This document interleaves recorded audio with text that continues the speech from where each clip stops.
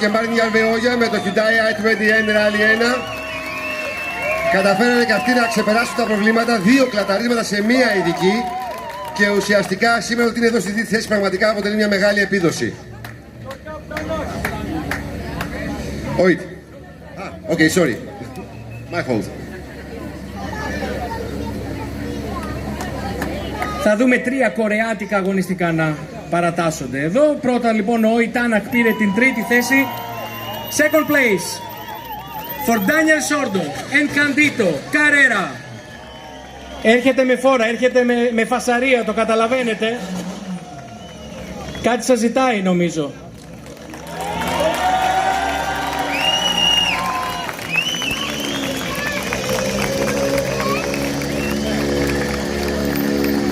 Ντάνι Σόρντο, δεύτερος γενικής. Μέχρι και χθες έφτασε να οδηγεί την κούρσα του αγώνα, ήταν πρώτος, αλλά ένα